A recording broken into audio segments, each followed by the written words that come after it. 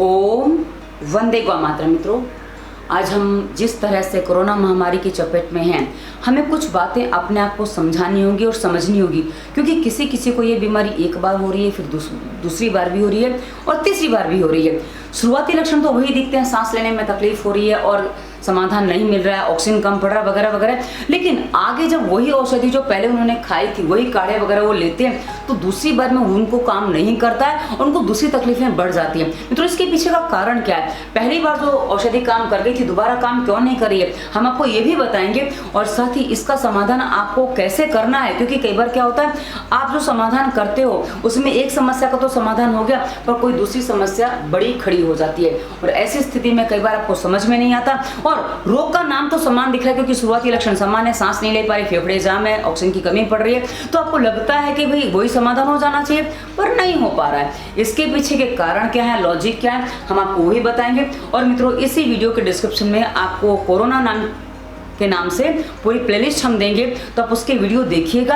हमने अलग अलग लक्षणों पे आप कैसे अपने आप को समाधान दें, क्योंकि कई बार होता क्या है, रोग का नाम समान दिख रहा है पर उसमें लक्षण अलग दिखते हैं। इसलिए जो दर्शक मुझसे प्रश्न करते हैं, अपना रोग का नाम बताते हैं, तो कई बार मैं उनसे कहती हूँ, रोग का अंग्रेजी नाम नहीं, समस्या हिंदी में बताइए, क्योंकि जब आप समस्या हिंदी में बताएंगे तब हम आपकी समस्या को पकड़ के उस पर समाधान बताते हैं। क्योंकि रोग का नाम कई बार कुछ अलग होता है और हमें समस्या उसमें कुछ अलग दिखती है, तो कोरोना के साथ भी कुछ ऐसा ही हो रहा है। तो मित्रों, आइए हम आपको पूरी जानकारी देंगे। वीडियो थोड़ा लंबा जाएगा और आपको जो पालन करना है, कोरोना नाम की प्लेलिस्ट देख लेनी है, और दूसरा आपको पालन करना है स्वास्थ्य नियम का। मैं स्वास्थ्य नियम का पालन करना आपको बार बार याद दिलाऊंगी ताकि आपके दिमाग में बैठ जाए। चलिए आगे बढ़ते हैं। इस महामारी में जो कारण होते हैं ना, पहले हम कारणों की चर्चा करेंगे, उसके बाद लक्षणों पर जाएंगे। शुरुआती लक्षण क्या होते हैं, दूसरी बार के लक्षण क्या होते हैं, उसके बाद तीसरी बार जिनको होता है उसमें लक्षण क्या होते हैं, और मुझे जो भावी लक्षण दिख रहे हैं वो क्या आएंगे मैं आपको वो भी बताऊंगी। और साथ ही इनका अलग अलग जो हमें लक्षण दिख रहे हैं उन पर हम समाधान अलग अलग कैसे करें, क्योंकि हमें ध्यान रखिए मित्रों, लक्षणों के साथ कुछ रोग विशेष होता है, हमें उसका समाधान करना है। चलिए आगे बढ़ते हैं। कोरोना महामारी, इसमें हम सीधे कारणों पे आ रहे हैं, क्योंकि हमने पहले लक्षणों की बात की थी, पर हम पहले कारणों पे आ रहे हैं। मित्रों, कारणों में जो सबसे पहला कारण है श्वास मुंह से चलना। आज आप देख लीजिए 80% कम से कम लोग हैं जिनकी सांस मुंह से चलती है। आप इसको कैसे पता चलाएं? आप 50 सीढ़ियां चढ़िए, यदि सांस लेने के लिए आपका मुंह खुल रहा है, इसका मतलब आपकी सांस मुंह से चलती है। अब जब मुंह से सांस चलती है तो आपकी जो हवा जाती है ना, वो छन के नहीं जाती है। होता क्या है, जब आप नाक से सांस लेते हो ना, तो यहाँ पे कुछ चीजें होती हैं, यहाँ पे कुछ बाल वगैरह होते हैं, और उसके आगे जो यहाँ से लेकर पूरा गले तक का जो हिस्सा होता है ना, वो जो आपकी हवा अंदर जाती है, उस हवा को गर्म कर देती है। तो जो भी आपकी हवा में जो बैक्टीरिया, वायरस, कीटाणु होते हैं ना, वो इतने हिस्से में खत्म हो जाते हैं और नाक के माध्यम से वो बाहर निकल जाते हैं और वो कीटाणु आपके फेफड़े में नहीं पहुंच पाते हैं। लेकिन जब आपकी सांस मुंह से चलती है तो ऐसी स्थिति में आपका गला पकता है और साथ ही क्या होता है, आपके गले में चुभन, सूजन, जलन जैसी स्थिति बन जाती है। और क्योंकि आप जो सांस ले रहे हो, वो कचरा सीधा जो आपके नाक में यहाँ टकरा था वो गले में जाता है, और उसके बाद जो सांस आपकी श्वास नली में जाके फेफड़ों में पहुंचती है वो गर्म नहीं होती है, यानी कि उसके जीवाणु कीटाणु मरे नहीं होते हैं, और ऐसी स्थिति में आपके फेफड़े धीरे धीरे धीरे जाम होने लग जाते हैं। तो ऐसी स्थिति में आपके फेफड़े जाम हो जाते हैं और फेफड़े कमजोर हो जाते हैं, जिसके कारण से आपको ऑक्सीजन की कमी पड़ जाती है। क्योंकि जब आपके फेफड़े में ऑक्सीजन नहीं पहुंचता, ठीक से हवा नहीं पहुंचती है, तो ऐसी स्थिति में आपके हार्ट को ऑक्सीजन सही मात्रा में नहीं मिलता है, और जब आपके हृदय को ऑक्सीजन सही मात्रा में नहीं मिलेगा तो आपके शरीर में जो रक्त प्रवाह होना चाहिए, कि ब्लड सर्कुलेशन होना चाहिए, वो ठीक से नहीं हो पाता है। तो ऐसी स्थिति में आपको ऑक्सीजन की कमी हो जाती है, और ऑक्सीजन की कमी के कारण, और इसमें एक कारण और होता है मित्रों, जो आप खानपान अपनाते हैं, यानी कि आपका जो खानपान बिगड़ा हुआ है, जी हाँ, जो आप बाहर की चीजें खाते हैं, जो अनहेल्दी फूड आप खाते हैं, अनहेल्दी फूड क्या आप अच्छे तरह जानते हैं, जिसमें प्रिजर्वेटिव मिला है और जो केमिकल वाला है, जो लंबे समय तक रखा हुआ है, उसमें प्रिजर्वेटिव मिला हुआ, आप समझ सकते हैं। मित्रों, हमारे जो देशी प्रिजर्वेटिव थे ना, वो अलग थे। जैसे हमारे यहाँ देशी अचार जो बनते हैं, जो हमारी दादी नानी जो पहले बनाती थी, वो अचार सालों खराब नहीं होता था और वो अच्छा बना रहता था। लेकिन आज आप बाजार से अचार लाइए, वो अचार 6-8 महीने में खराब हो जाता है। मतलब अचार के प्रिजर्वेटिव अलग है और अचार रखने का तरीका अलग है। तो मित्रों हमारे यहाँ जो परंपराएं थी उसमें चीजें खराब नहीं होती यदि उसको ठीक से रखा जाए, पर आज जो हम बाहर से चीजें ला रहे हैं, रेडी टू ईट फूड ला रहे हैं, रेडी टू आटा, जो भी चीजें ला रहे हैं, जो भी हम बाहर से लाते हैं, वो सब में कुछ केमिकल्स ऐसे होते हैं जो आपके शरीर को नुकसान करते हैं। जी हाँ, आटा आप घर में पिसवाते हैं, महीने भर में खत्म ना करो तो उसमें थोड़े कीड़े पड़ जाते हैं, लेकिन क्या कारण है कि बाजार का आटा 6 महीने 3 महीने की एक्सपायरी डेट के साथ आता है, वो खराब नहीं होता है। तो ये आपको समझना पड़ेगा कि वहाँ क्या गड़बड़ है। तो ये सारे जो केमिकल हमारे बॉडी में जाते हैं ये हमारे बॉडी की जो क्षमताएं हैं उनको कम कर देते हैं, क्योंकि ये सारा भोजन मृत होता है, जीवित नहीं होता है। अब भोजन ये मृत है जीवित है ये समझना है और आपको नाक से सांस चलानी है। तो इसके लिए इसी वीडियो के डिस्क्रिप्शन में हमने जैसा कहा स्वास्थ्य नियम प्लेलिस्ट, दूसरी बार बोल रही हूँ, स्वास्थ्य नियम प्लेलिस्ट के वीडियो इसलिए देख रहे हैं, नाक में तेल क्यों डालना है, कैसे डालना है, कितना डालना है, कितनी बार डालना है, आपको समझना होगा। उसके बाद भोजन में क्या खाना क्या नहीं खाना वो समझना होगा, ताकि आपका भोजन सही हो जाए। और उसके बाद पानी कितना पीना, कैसे पीना, क्योंकि जब आप भोजन ठीक नहीं करते हो, ऊपर से पानी कम पीते हो, तो ऐसी स्थिति में आपका पेट ठीक से साफ नहीं होता है, और जब पेट साफ नहीं होता है तो आपके बॉडी में टॉक्सिन्स की मात्रा बढ़ने लग जाती है। एक तो खाना गलत है, ऊपर से आपकी नाक से सांस नहीं चल रही है, और ऊपर से आपका पेट साफ नहीं है, तो बॉडी में टॉक्सिन्स की मात्रा बहुत ज्यादा बढ़ जाती है। और यही टॉक्सिन आपकी, और साथ में ऑक्सीजन की कमी है जो आपकी रोग प्रतिकारक क्षमता को कम कर देते हैं, कि कमजोर बना देते हैं। जब रोगों से लड़ने की आपके शरीर में शक्ति नहीं है तो आपके शरीर पर छोटे से छोटा और बड़े से बड़ा कोई भी बैक्टीरिया वायरस बहुत जल्दी प्रभाव डालता है और आप उसके असर में बहुत जल्दी आ जाते हैं। तो ये इसका सबसे बड़ा कारण है। उसके बाद मित्रों जो कारण बनते हैं अधिक दवाओं का सेवन। अब आपको कोई रोग विशेष है, कोई भी डायबिटीज है, ब्लड प्रेशर है, थायराइड है, कुछ भी होता है, तो उसके लिए आप जो रोग के लिए दवाइयां खाते हैं, ये दवाइयां भी आपकी रोग प्रतिकारक क्षमता को कमजोर बनाती हैं। उसके बाद डरना। मित्रों आप न्यूज देखते हैं, आप टीवी देखते हैं, कुछ भी आप सुनते हैं, आपको डर लग जाता है, अरे मुझे हो गया तो मैं क्या करूंगा, अरे ऐसा हो गया वैसा हो गया, मतलब डर इतना ज्यादा लोगों ने बढ़ा लिया है। और मैं आपको बता दूं मैं कभी न्यूज नहीं देखती ये सब। हाँ कुछ चीजें पता चलानी होती हैं, मैं व्हाट्सएप पे नहीं कहूंगी, यूट्यूब पे देख लेती हूँ, पर हाँ कोई चीजें ऐसी मैं नहीं देखती कि न्यूज देखो और उसमें आंकड़े बताए जाते हैं। मित्रों एक बात बता दूं, मेरी सोसाइटी में करीब 50 मकान है और 50 मकानों में हमारे काफी लोगों को कोरोना हो चुका है, लेकिन अभी तक किसी की मृत्यु नहीं हुई है ऊपर वाले की कृपा से, और एक व्यक्ति को तो 2 बार हो चुका है, पर वो अच्छे खासे हैं, अपने घर में हैं, सुरक्षित हैं। मतलब बीमारी है लेकिन लोग मर रहे हैं, वो आंकड़े दिखाए जा रहे हैं न्यूज में, पर सच्चाई क्या है वो बहुत अलग है। ठीक होने वाले आंकड़े नहीं बताए जा रहे, इसलिए समस्या आपको समाधान नहीं मिल रहा है। आपको लगता है हम मर जाएंगे तो क्या होगा, मत डरिए मित्रों, ठीक होने वाले अपने आसपास देख लीजिए काफी हैं। उसके बाद डर होगा तो तनाव भी आ जाएगा, और तनाव होता है तो वहीं से फिर आपकी सांस फूलना शुरू हो जाती है और यह समस्या हो जाती है। और उसके अलावा मित्रों एक बहुत बड़ा कारण होता है अप्राकृतिक वातावरण। जी हाँ, आज हम जो प्राकृतिक वातावरण है उसमें रहना कम पसंद करते हैं। जैसे हमने बना रखे हैं घर में एसी लगा रखे हैं, कूलर लगा रखे हैं, कूलर फिर भी एक बार थोड़ा ठीक होता है, लेकिन एसी जो है और जो हीटर यूज करते हैं, ठंडियों में हीटर यूज किया, गर्मियों में कूलर यूज किया, एसी यूज किया, तो दोनों ही स्थितियां आपके बाहर के वातावरण को मैच नहीं करती हैं। आप क्या है एसी कमरे में रह रहे हैं, एसी घरों में रह रहे हैं, और एसी ऑफिस है, एसी गाड़ी है। अब एसी से आप निकल के सीधा कहां जाते हैं, धूप में जाते हैं, क्योंकि आप पूरी दुनिया में एसी नहीं लगा सकते, आप बाहर की जो दुनिया में एसी नहीं लगा सकते। तो जब आप ये ठंड गर्म करते हैं तो ऐसी स्थिति में जो आपकी सांस चलती है ना, तो आपकी जो नाक है ना वो ठंड गर्म के कारण मित्रों आपकी नाक के टिश्यू डैमेज हो जाते हैं, जिसके कारण से आपको नॉर्मली गंध नहीं आती, क्योंकि टिश्यू डैमेज है। और वो टिश्यू जब आपको डैमेज हो गए हैं तो ऐसी स्थिति में कई बार अपना काम ठीक से नहीं कर पाते हैं, और ऐसी स्थिति में आपको मुंह से सांस लेने की आवश्यकता पड़ जाती है। ये आपका जो प्राकृतिक वातावरण आप मेंटेन नहीं करते, क्योंकि प्रकृति ने जो वातावरण बनाया है मित्रों वो हमारे लिए सही है, लेकिन आपको ठंडी गर्मी ज्यादा लगती है, तो ऐसी स्थिति में आप हीटर और एसी का इस्तेमाल करते हो, वो आपकी नाक को सबसे ज्यादा डैमेज करती है, और वहीं से आपकी नाक से सांस चलना कम हो जाती है, जिससे आपके बॉडी में ऑक्सीजन की कमी हो जाती है, आपके फेफड़े जाम हो जाते हैं, वगैरह वगैरह सारी चीजें आगे बढ़ जाती हैं। मित्रों ये हमने आपको मुख्य कारण बताए हैं, कारण बहुत सारे, पर हाँ ये मुख्य हैं। यदि आप इन कारणों को समझेंगे, क्योंकि इन कारणों से आपको मात्र एक तकलीफ नहीं होती, और ये कारण मात्र एक तकलीफ से नहीं होते हैं, मात्र कफ के कारण नहीं होता है, छाती जाम मात्र कफ से नहीं होती है, उसके अलावा भी बहुत से कारण होते हैं। अब हम इसके लक्षणों पे आते हैं कि इसके लक्षण क्या है। शुरुआती लक्षण क्या मिलते हैं मित्रों, शुरुआती लक्षण में सबसे पहले क्या होता है, बहती नाक होती है, कफ हो जाता है, खांसी आती है, गंध आना बंद हो जाता है, बुखार आ जाता है। मित्रों कुछ लोग ऐसे होते हैं जिनको वायरल इन्फेक्शन साल में 3-4 बार होता है। अब जब वायरल इन्फेक्शन होता है क्या होता है, जहाँ मौसम बदला वहाँ सर्दी खांसी जुकाम हुआ, नाक से नाक बहना शुरू हुआ, नाक बंद हुआ, नाक जाम हुआ, कभी कभी एक नाक चलता है। ये सब हमने कोरोना वायरस वाले प्लेलिस्ट में इस सब पर वीडियो दिए हैं और आपको सारे वीडियो मिल जाएंगे। तो आपको जब ये समस्याएं आती हैं, आपने विकल्प के रूप में मुंह खोल लिया, सर्दी खांसी हुई है, तो मित्रों आप नॉर्मली चेक किया होता आपने, तो आपको पता चलता जब नॉर्मली जुकाम होता है तो 2-3 दिन आपको स्मेल नहीं आती है। तो अभी स्मेल नहीं आ रही है, कोई बड़ा विषय नहीं है, ये नॉर्मल है, पर आप लोगों ने कोरोना के कारण इसको एक्स्ट्रा मान लिया, वहां आप डर गए हैं। अब आगे बढ़ते हैं मित्रों, जब आप बुखार की दवा खाते हैं, नॉर्मली बुखार की दवा खाते हैं, तो 2 से 3 डोज के बाद आपने नोटिस किया हो तो आपकी भूख मर जाती है, आपके मुंह का स्वाद चला जाता है, आपका खाने का मन नहीं करता है और कभी कभी मुंह का स्वाद कड़वा भी हो जाता है यदि आप स्वास्थ्य नियम का पालन नहीं करते हैं। तो बुखार की दवा के बाद ये नॉर्मल चीजें होती हैं, आप इसमें हाइपर हो जाते हैं कि अब आपको टेस्ट नहीं आ रहा है, स्मेल नहीं आ रही है। मित्रों ये आपका पहले भी हो रहा था, पर पहले आपको कुछ बीमारी का नाम विशेष नहीं बताया गया था, तो आप जागरूक नहीं थे उसके लिए, ये इसलिए आपको तब समस्या नहीं लगी, पर अब आपको समस्या लग रही है। तो उसके बाद मित्रों सांस लेने में एक तकलीफ होती है, गला खराब हो जाता है, गले में छाले पड़ जाते हैं, कभी कभी किसी का गला जलन देता है, किसी के सूजन आ जाती है, जैसा कि मैंने पहले ही बता दिया। तो जब सांस लेने कारण में मैंने पहले ही बता दिया, सांस लेने में तकलीफ होती है, गला खराब हो जाता है, स्वाद चला जाता है, ऑक्सीजन की कमी हो जाती है। जी हाँ, ये तो हमने शुरुआत से आपको बताया कि ऑक्सीजन की कमी क्यों हो रही है।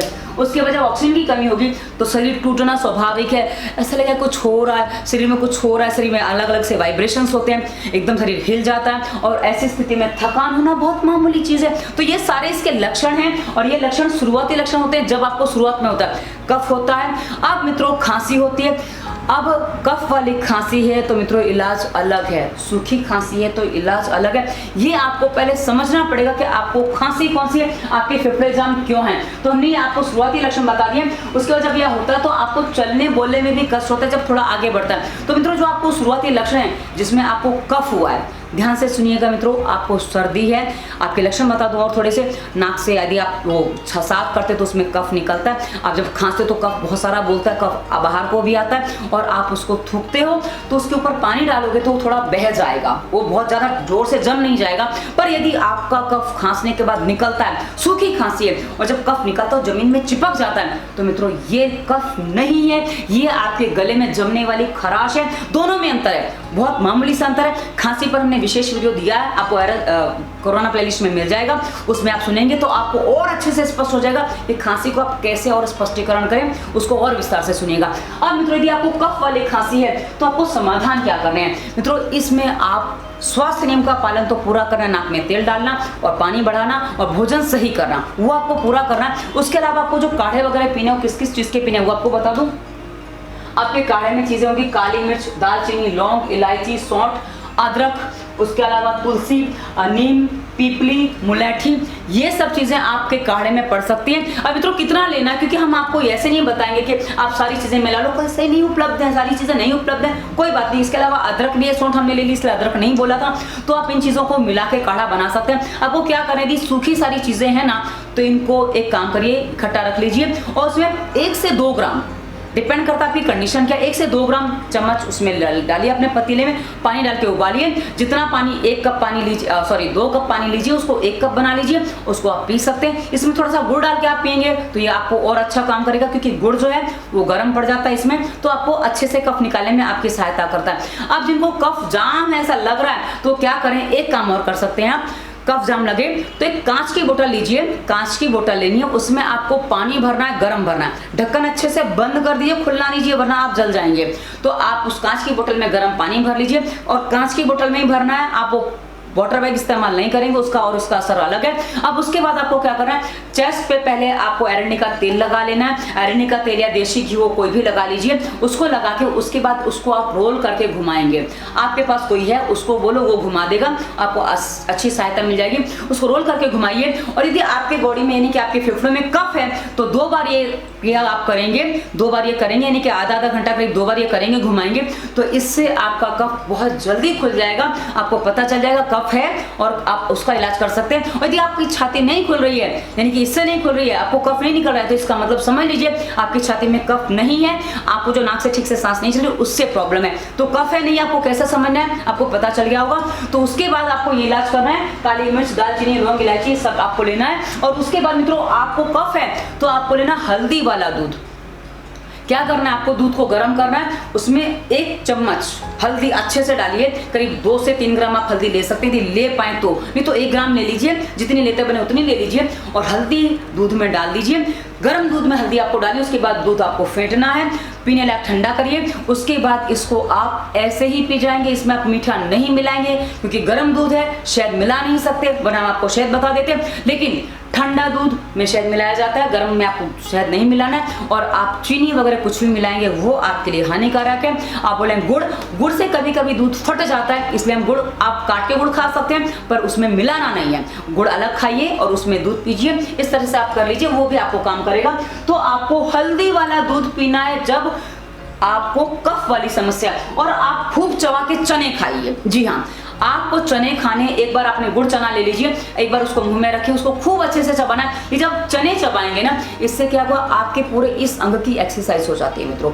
तो आपका जो ऊपर का सिस्टम वो सारा एक्टिव हो जाएगा। और ये एक्टिव होने के बाद आप ये मान लीजिए आपको 100 ग्राम चना रोज खाना है, और 100 ग्राम चना चबाने में आपको कम से कम आधा घंटे का समय लगेगा, जो आपको देना होगा। और ये आधे घंटे का समय आप चना चबाएंगे तो आप थक भी जाएंगे, थकान हो रही है, बोले हम चबाते चबाते हम तो थक गए, कोई बात नहीं, थकिए, पर ये पूरा हिस्सा आपका एक्टिव हो जाएगा। और चना बिल्कुल भी पानी के सारे नहीं उतारना है आपको, किसी और चीज के सारे नहीं उतारना है। और चने के ऊपर आप गुनगुना हल्दी वाला दूध पीजिए, ये आपको बहुत अच्छा काम करेगा।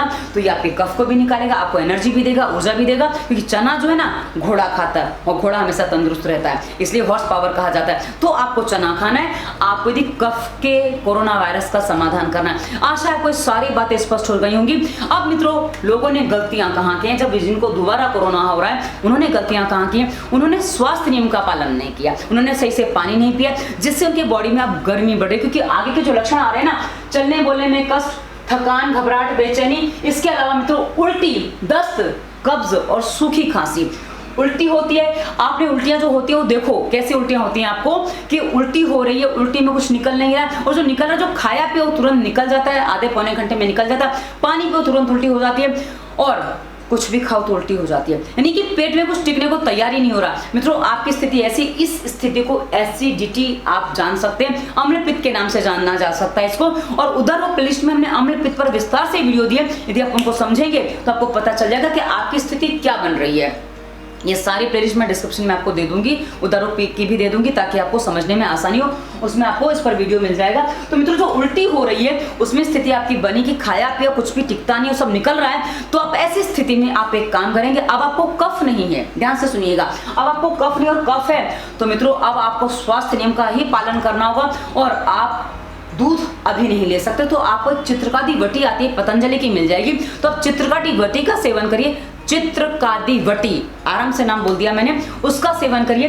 इससे क्या होगा, आपको उल्टी में आराम हो जाएगा। आप दिन में 6-8 गोलियां चित्रकादी वटी खा सकते हैं, कोई समस्या नहीं है, इसका कोई नियम नहीं है। खाना खाने से पहले बाद में कभी भी ले लीजिए, पर भोजन से अभी आप पहले ले लीजिए, इससे आपको उल्टी में आराम हो जाएगा। जिनको वह बार बार हो रहा है उनको इसमें आराम हो जाएगा। लेकिन यदि आपको कफ है तो आप चित्रकादी वटी ले लीजिए, और कफ नहीं है तो आप इतना सा 1 कप ठंडा दूध पी लीजिए। फ्रिज का ना लें, बाहर का ही रखा हुआ ले लें, पर गर्म नहीं होना चाहिए, ठंडा दूध होना चाहिए। उसमें उसको आप ले लीजिए, उसमें थोड़ा शहद मिला के आप ले लीजिए, ठंडा है ले सकते हैं। और वो दूध आपको उल्टी नहीं करेगा, 100% वो दूध उल्टी नहीं करेगा, वो दूध आपके पेट में टिक जाएगा। उसके 15 मिनट बाद आप पानी पीजिए, पानी और शहद पानी पीजिए, क्योंकि आपको जो वीकनेस आ गई है उसमें आप शहद पानी ले सकते हैं। और यदि आप बोलेंगे हम डायबिटिक पेशेंट हैं, तो मित्रों आपके आसपास जो अभी मौसम चल रहा है उस मौसम में जो फल उपलब्ध है वो फल आप ले लीजिए, या आप किसी भी सब्जी का सूप बना के सूप ले लीजिए, ताकि आपको डायबिटीज है तो मीठा नहीं ले सकते हैं तो आप वो भी ले लीजिए साथ में। और आप पानी बढ़ा दीजिए, स्वास्थ्य नियम के अनुसार चौथी बार बोल रही हूँ, स्वास्थ्य नियम के अनुसार आप पानी पीना शुरू कर दीजिए, ताकि आपका जो एसिड जो बन गया उल्टी जिससे हुई वो आपका निकल जाए। और कभी कभी गर्मी से किसी किसी को दस्त भी हो जाते हैं, तो दस्त की स्थिति आपकी बन जाती है, तो वहाँ भी यही काम करेगा। आपको चित्रकारी होती है उसमें भी काम करेगी। और किसी को कब्ज हो गई है क्योंकि आपने इतनी सारी दवाइयाँ खाई हैं, गर्म गर्म चीज़ें खाई हैं, और ऐसी स्थिति में पानी नहीं पिया तो कब्ज हो जाती है। तो कब्ज जब आपकी निकलेगी ना, तो मित्रों आपका पेट हल्का हो जाएगा। यदि आपको लग रहा है टाइफाइड हो गया, टाइफाइड को हिंदी में आंतरिक ज्वर यानी कि आंतों का बुखार कहते हैं, तो उससे भी आपको बहुत जल्दी आराम मिल जाएगा यदि आप स्वास्थ्य नियम का ठीक से पालन करेंगे। तो कहा ना, डिस्क्रिप्शन में स्वास्थ्य नियम प्लेलिस्ट की पूरी लिंक है, मिल जाएगी। अब खांसी सूखी है, तो या आपको जो खांसी होगी आपको जो पित्त से होती है, क्योंकि आप ये जो समस्याएं सारी पित्तवर्धक है, पित्त वाली है। और इसमें जो लक्षण और ज्यादा दिखते होगी मैं आपको बता दूं, जीभ और शरीर पर दाने निकलते हैं, धब्बे से हो जाते हैं, किसी की जीभ पे काले नीले हरे जैसे निशान हो जाते हैं, लाल लाल चकत्ते जैसे पड़ जाते हैं। उसके अलावा जलन, चुभन, त्वचा विकार, जी हाँ, शरीर में कहीं भी सर में, आंखों में, माथे में, चेहरे पे, छाती में, पीठ में, हाथों में, पैरों में जलन हो जाती है, और उसके साथ ही चुभन होती है, और किसी किसी को चमड़ी में चर्म रोग हो गया ऐसा महसूस होता है। और मित्रों एक बात और बता दूं, जितने भी चर्म रोग हैं वो सारे के सारे पित्तजन होते हैं, पित्तज होते हैं, कि पित्त के कारण से होते हैं। इसलिए अब जो आपने सर्दी, ये जो पहले कोरोना के लक्षण यानी कफ शांत करने के लिए जो दवाइयां खाई थी, जो मेडिसिन लिया और आपने स्वास्थ्य नियम का पालन नहीं किया, इसके कारण से आपके शरीर में जो गर्मी बढ़ गई है, इस कारण से कभी दूसरी बार कोरोना होता है और आपको समझ में नहीं आता है। तो ऐसी स्थिति में जब आप ये सारी चीजें लेंगे, काली मिर्च, दालचीनी, ये आपकी समस्या को और ज्यादा बढ़ा देंगे। इसके कारण से फिर आपको कमजोरी, बेचैनी, चक्कर और सर घूमना, ये सब चीजें आपको महसूस होने लग जाती है। ये दोबारा के लक्षण होते हैं मित्रों। तो चुभन, त्वचा विकार, सूजन, और मित्रों ये आगे बढ़ेगा ना तो जोड़ों में दर्द भी देगा। जी हाँ, तीसरी और चौथी बार में जब किसी को होगा, क्योंकि पेट साफ नहीं है, ध्यान नहीं दिया, तो आगे जाके आपको जोड़ों में दर्द देगा, क्योंकि जहां आपका पेट साफ नहीं है, आते हैं जाम में, तो वहां से आपके बॉडी में जो टॉक्सिन्स बढ़ते हैं उससे आपका वात भी बढ़ता है। और मित्रों कोई भी दर्द है वो वात का परिणाम होता है, यानी कि वो वात के कारण होता है। तो आगे का लक्षण मैं आपको बता दूं, जोड़ों में दर्द भी आएगा। ये मेरा अनुमान है, मैं श्योर नहीं हूं, पर हाँ मेरा अनुमान ये बता रहा है कि जो स्थितियां चल रही हैं, वात, कफ के बाद पित्त आया, पित्त के बाद वात भी आएगा, और वात का सबसे बड़ा लक्षण दिखता है कि जोड़ों में दर्द आ जाता है। तो आप इसके लक्षणों को समझ पाएंगे, आशा आप इन लक्षणों को समझे होंगे। अब यदि आपको जीभ में जलन है, दाने हैं, चुभन है, ये सब हो रहा है, तो ये मानो कि आपको पित्त बढ़ गया। अब जो पित्त आपको शांत करना है तो आपको क्या करना है। अब किसी किसी को दोनों ही स्थितियां बनेंगी, तो उसका भी मैं आपको समाधान बताऊंगी। यदि आपको पित्त बढ़ गया तो जीरा, सौंफ, धनिया, ये सब आप सेवन कर सकते हैं। जी हाँ, जीरा, सौंफ, धनिया आपको क्या करना है, एक एक चम्मच ले लीजिए, 2-3 लीटर पानी ले लीजिए, इसको आप उबाल लीजिए। उबालने के बाद आप इसको पी सकते हैं। और आप जो धनिया, जीरा जो ये है ना, इसको आप फेंके नहीं, इसको आप पीस के सब्जी में डाल लीजिए, मसाले बना लीजिए, या इसको अपना रोटी बना के उस रोटी को आप खा लीजिए। ये आपके बॉडी के अंदर बहुत अच्छा काम करने वाला है, आपको बहुत फायदा देने वाला है, इसलिए आप उसको फेंकना नहीं है, तो आप इसको यूज कर सकते हैं। और उसके बाद आपको क्या करना है, गिलो या दोनों ही में ले सकते हैं, गिलो या कफज में भी ले सकते हैं, वातज में भी ले सकते हैं, पित्तज में भी ले सकते हैं। गिलो जो है ना मित्रों, वो त्रिदोष को शमन करती है, यानी कि त्रिदोष को बैलेंस करती है। अब गिलो आपको कैसे लेनी है, गिलो यदि आपने बेल लगा रखी है, इतनी लकड़ी रोज आप खा लीजिए, 6 इंच की लकड़ी रोज खा लीजिए, सुबह खाली पेट खा लीजिए, आपको आराम देगी। और यदि नहीं है तो पतंजलि की आती है गिलोय घनवटी आती है, आप वो ले आइए, उसकी गोली 2 सुबह 2 शाम, खाली पेट भोजन से 1 घंटा पहले आप लीजिए, ये आपको काफी अच्छा काम करेगा। लेकिन आपका भोजन का जो समय है वो आपका सूर्यास्त से पहले का रात का होना चाहिए, और सुबह आप जब भूख लगे तो सीधा भोजन करिए, नाश्ते को बाजू पे कर दीजिए, और दिन में जरूरत पड़े तो फिर आप फल वगैरह खा लीजिए। तो 2 टाइम का भोजन, 1 टाइम का फल आपके शरीर को स्वस्थ रखने के लिए बहुत अच्छा। और रात का दूध, ये आपको स्वस्थ बनाएगा। ये स्वास्थ्य नियम में आपको सारे वीडियो मिलेंगे, मैं 5वीं बार बोल रही हूँ, क्योंकि आप बार बार भूल जाते, फिर पूछते क्या करना है, हमें कहाँ वीडियो देखना है, कैसे करना है, पता नहीं चल रहा है, तो मैं इसलिए बार बार आपको ये याद दिला रही हूँ। तो अब आपको जो लेना है, धनिया, सौंफ, जीरा का काढ़ा हो गया, उसके बाद खस लेनी है। खस की घास जैसी आती है, उसको आप क्या करिए, पंसारी की दुकान पे आपको मिल जाएगी, उसको आप पानी में भिगा दीजिए, रात को भिगा दीजिए, सुबह उसका पानी पीजिए, ये आपकी पेट को काफी अच्छा ठंडक देगा। उसके बाद आपको बेल का शरबत लेना है, बेल का शरबत भी आपको काफी अच्छा ठंडक देगा। और मित्रों जिनका पेट साफ वगैरह नहीं हुआ उनको त्रिफला लेना है, पर ध्यान रखिए कैसे लेना वो आपको बता दूं, पर स्वास्थ्य नियम के पालन के साथ आप लेंगे। त्रिफला आपको क्या करना है, 1 से 2 ग्राम त्रिफला चूर्ण आपको लेना है, और इसको आपको शहद में मिला के एक लोहे की वाटी ले लीजिए, उसमें शहद डाल के उसको मिलाइए और अच्छे से उसको मर्दन करना है, उसको अच्छे से घोटना है। उसके बाद उसको चाट लीजिए रात को और सुबह 2 टाइम आपको लेना है, खाली पेट लेना। आप बोलेंगे गिलोय खाली पेट लिए, ये भी हाँ, दोनों चीज़ें आपको खाली पेट ही लेनी है और दोनों में आप आधे घंटे का गैप रख लीजिए, कोई समस्या नहीं है। अब जब आप ये त्रिफला लेंगे, इसके बाद क्या करना है, आपको पानी नहीं पीना है, आपको चाट लेना है। चाटने के बाद जो जिसमें कटोरी में घोलेंगे ना, उसमें थोड़ा सा पानी डाल के आप उसको बस उतना सा, थोड़ा सा, यानी कि बस 1 चुल्लू, पर उसके अलावा आपको पानी दिन भर में अच्छे से पीना है, पर त्रिफला के बाद आपको पानी नहीं पीना है। और ऐसी स्थिति में आप नीम भी ले सकते हैं, पर आप बाकी अदरक वगैरह नहीं ले सकते। नीम जो है ना मित्रों, वो कफ और पित्त दोनों को शांत करता है, लेकिन नीम वात को बढ़ाता है। यदि आपको जोड़ों में दर्द ज्यादा हो रहे हैं तो नीम अवॉइड कर दीजिएगा, नीम आपके लिए नहीं है। अब हमने आपको कफ के लिए बताया था हल्दी वाला दूध, लेकिन अब आपको लेना है घी वाला दूध, क्योंकि पित्त बढ़ा हुआ है, आपको स्किन प्रॉब्लम हो रही है। तो अब ऐसी स्थिति में आपको पित्त कम करने के लिए हल्दी वाला दूध नहीं, घी वाला दूध चलेगा।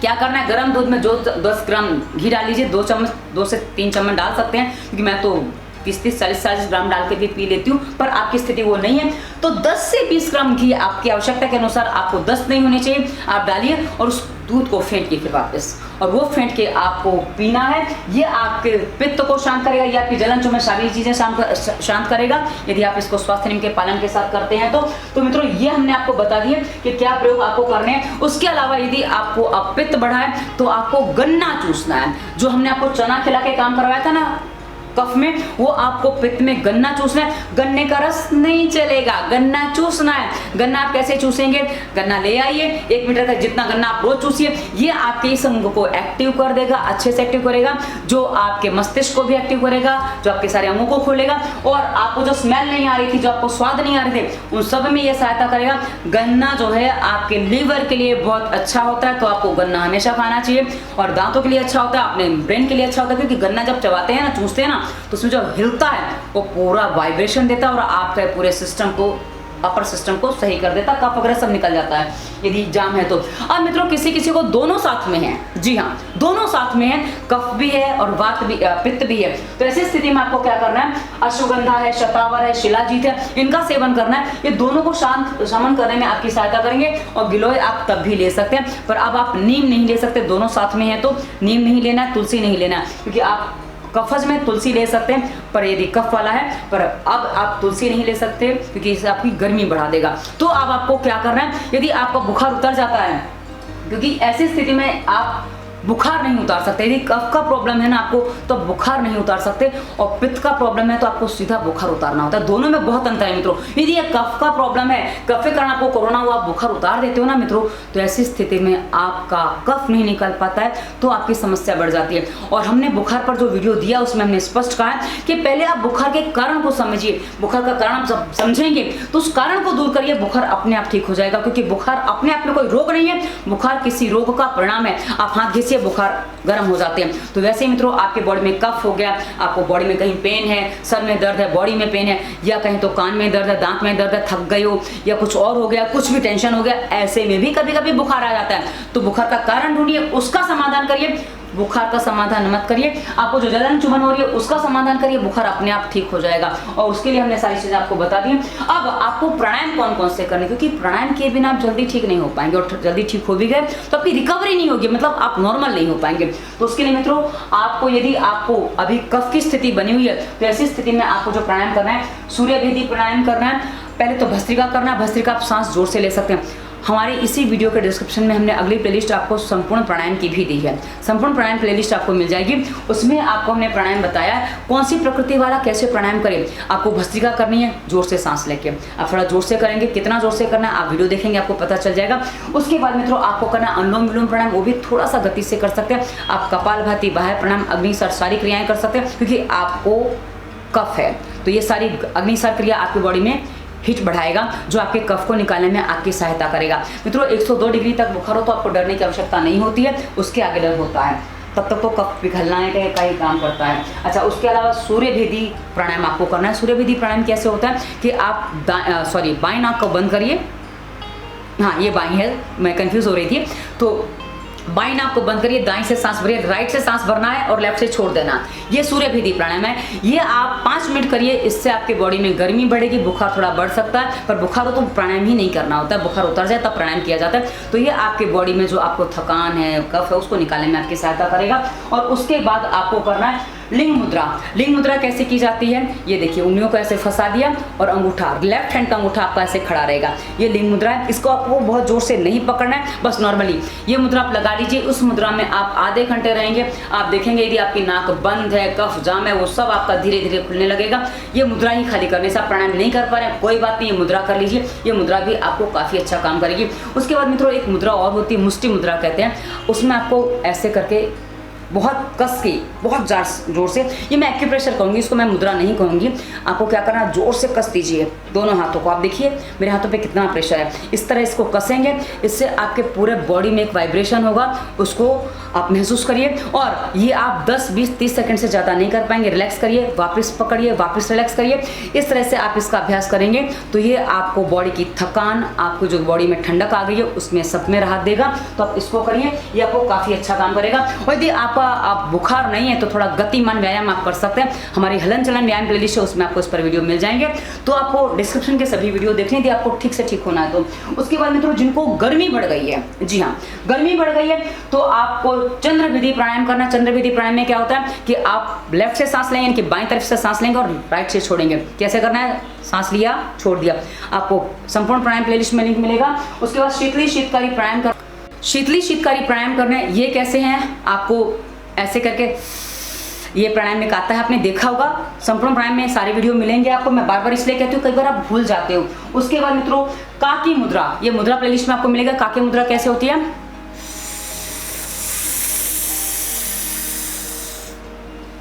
तो जो आपके शरीर में गर्मी बढ़ी हुई है वो इसमें बहुत अच्छा आराम देगा। और प्राणायाम में आपको अनुलोम विलोम करना है और आपको कपालभाति यहाँ नहीं करना है। कफ है तो 5 मिनट कपालभाति कर लीजिए। और आपको कफजी है, पूरा कफ की स्थिति है तो आप 10-15 मिनट भी कपालभाति कर सकते हैं। पर आपको मिश्रित है तो 5 मिनट कपालभाति करिए, नहीं तो मत करिए। उसके बाद चंद्र विधि प्राणायाम बता दिया। और भ्रामरी, उद्गीत, उज्जाई सबको करना है, ये किसी भी उसमें आपको करना है। पर वीडियो देखेंगे आपको पता चल जाएगा संपूर्ण प्राणायाम में कि किस स्थिति में आपको उद्गीत कैसे करना, कौन सा प्राणायाम कैसे करना है, ताकि आप उसको ठीक से कर सकें। और मित्रों जिनको पित्त बढ़ा है उनको स्थिरता बढ़ाने वाले व्यायाम करने हैं। और आपको जो शरीर में गर्मी बढ़ा दे ऐसा कोई भी व्यायाम आपको नहीं करना है, वो आपके शरीर की गर्मी बढ़ाएगा और आपको नुकसान कर सकता है। तो आप प्राणायाम ज्यादा करें और अनुलोम विलोम प्राणायाम ज्यादा करें, ये आपके बैलेंस करेगा, आपको बैलेंस करेगा, जो आपको काफी अच्छा लाभ देगा।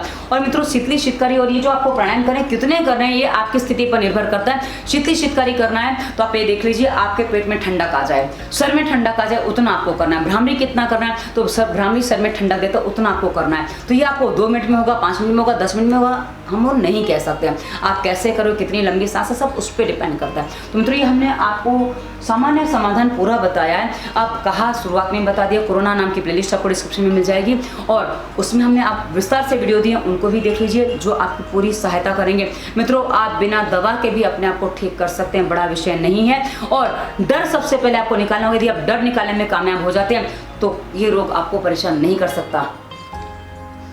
और मित्रों डिस्क्रिप्शन में आपको इंस्टाग्राम, फेसबुक का लिंक भी मिल जाएगा, जो आपको संपूर्ण रूप से हमसे संपर्क करने में आपकी सहायता करेगा। आप हमें वहाँ फॉलो भी कर सकते हैं और नंबर भी आपको डिस्क्रिप्शन में मिल जाएगा। लाइट चली गई है वीडियो बनाते बनाते, तो कोई बात नहीं, अंधेरा हो गया, दिक्कत नहीं है, बस एंड ही हो चुका है।